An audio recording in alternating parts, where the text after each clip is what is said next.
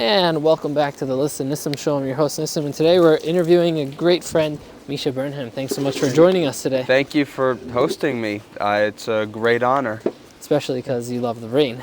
Yes, I love the rain. It's beautiful, and it is the natural farmer of life and earth. That's right. So thank God for it. Yeah. So tell us a little bit about your background. Where are you from? So originally I'm from New York, and we moved to Israel when I was 5 years old.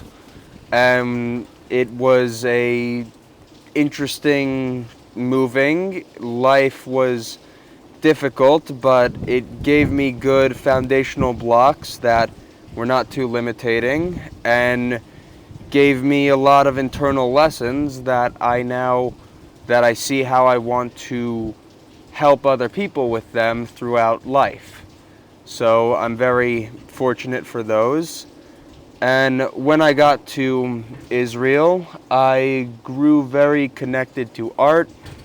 I don't know what the drive really was at the beginning, but I always just enjoyed drawing, and it was something that was very known for me with my teachers, where they would say and tell my parents how good my art was, and you could see it. For over time, I improved.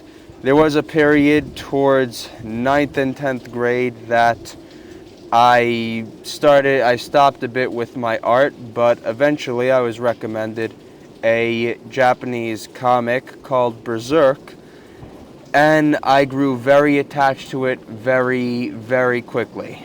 And so because I found it, I understood. I've always wanted to be famous in a certain capacity, and the first thought that would always come would be an actor, but I never was connected to acting. And after finding Berserk, and then moving on to Vinland Saga, and then moving on from that to Vagabond, 3 pivotal comics in my development, I understood that the way I really wanted to get out to the world was by making a comic, and not just any comic, but one that would help people through struggling times. And I'm hoping that it's going to be a very good and successful journey. Amen. Me too. Thank you very much. Amen indeed. Maybe you can begin by telling us a little bit about the background, premise, or characters of your work. So, the main characters, I don't have a name for the comic yet, but the main character's name is Rorigar, and he is going to be the Antichrist of his world. None of the comic is going to take any real-life religions. It may take inspirations from different gods, but it is all meant to be its own original work.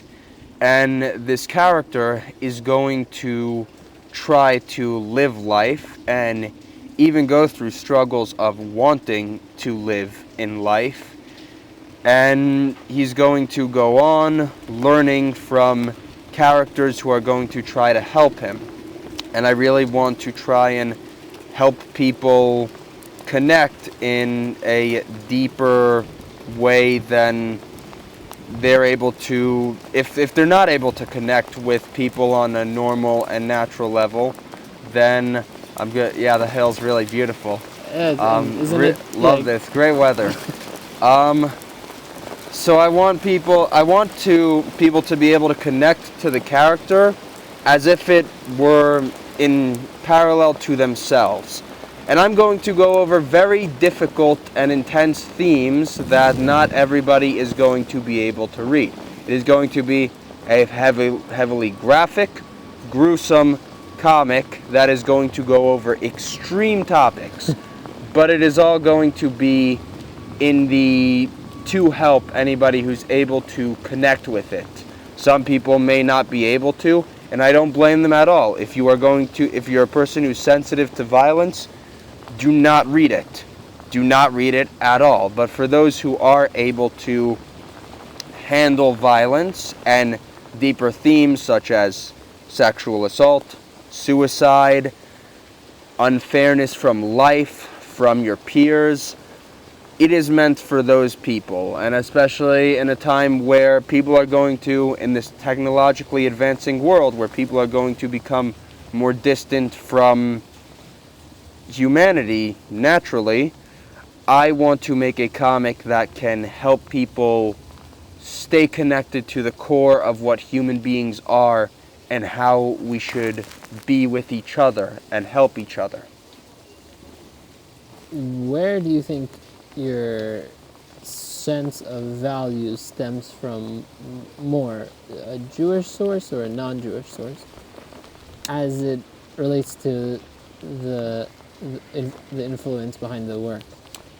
So the influence behind the work definitely comes from a more non-Jewish source. It is much more, I guess you could say, an overall human source, though that is what Judaism is about, humanity.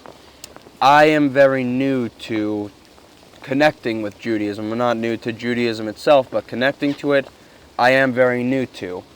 And I want to, and these different things that I've experienced through my life, and also my challenges that I've experienced, that is where the drive is to help people. Yeah, coming from my own experiences, and not only my own, but connecting. I've been a person who has been very skillful and talented at connecting to others and seeing other people's lives and different things that have impacted them, impacted people they know, and trying to help them through it.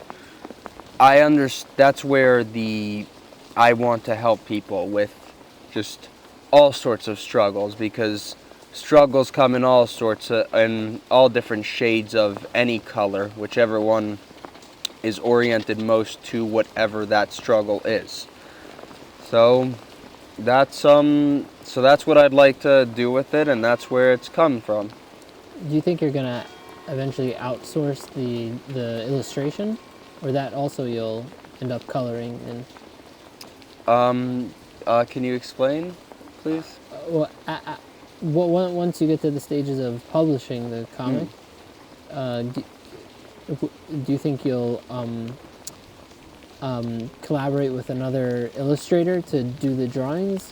No. I very much want to do this entire comic on my own, and I don't want to have anyone's help, even though it is going to limit me a lot and its production rate. I really want to do this from myself and all myself, like the Kentaro Miura, for example, the author of Berserk. That'll also give you fuller creative control. Yes, I also want creative control. Of course, the editor, I'm going to have to work with my editor, and what they see as a problem that I need to fix will be a problem that I might need to fix. But no matter what, I want to, all the drawings, the story itself, I want to, all of that to come from me. I will take, I can take suggestions from friends and peers, but I want it to come from me myself. If anyone wants to get in touch with you, do you want to leave them contact information? Probably eventually. I'd need to more see. The comic is likely going to release in a year and a half to 2 years. You don't know where life can bring you, and there are a couple of things that I'm trying to tackle in my life currently. So I really don't know the schedule yet, but maybe eventually I might. I wanted to mention earlier, Yeah. aren't we around the parshas of the plagues in Egypt, including hail? That is true. We are. I don't really mind the hail too much. I love to embrace the rain and the weather. I've always connected to it from a very early on age. And who knows, maybe it will even play a big role in my comic. Who knows? Have your peers or family members ever gotten a sneak peek at your work? Yes. Like many have gotten glimpses and understandings of what the character is going to look like, the different characters, the different characters that are going to play a part in the story. So yes, like there is knowledge. Everybody who knows me and is close with me knows that I am making a comic. So, Before we sign off, would you be interested in describing what life in a lot is like, or it's not so relevant? life in Eilat, the city at the bottom of Israel, disconnected from everything. It's a very laid back and relaxed city, extremely beautiful. Every morning you wake up, there's a sea there, there are beautiful mountains in Jordan, and it is away from all the intensity of the rest of Israel, which is very good for settling down, I'd say, and it was also good for us to end up moving there. That was very, very beneficial for our family, but it's definitely more of a place that you want to settle down. Okay. Thank you for coping with all of this hail and rain. I'm very grateful for it. I don't need to shower today. You saved me on... I don't think I need to either. So yeah. Animals. Why do you think it is that you feel so connected to animals? I don't know. I've just always had a deep connection to them. And they're very pure creatures. They have a beautiful existence. They are very in tune. They, to me, are in like a constant state of meditation, to a degree, and I admire that. Oh, that's beautiful. Oh, yeah. Anything else you want to share? No, that is all. So, thank you very much for hosting me. Yeah, thank you so much for watching, and maybe if in the future, when we have updates on the work, maybe we'll put Misha's contact information in the description below. Would be very nice. And anyone who has any interest to purchase a copy, to collaborate, to do further interviews, you can feel free to contact them. Thank you very much if you do so. All right. Yeah. Okay, thanks, and until next time, signing off. Thank you very much. Thank you.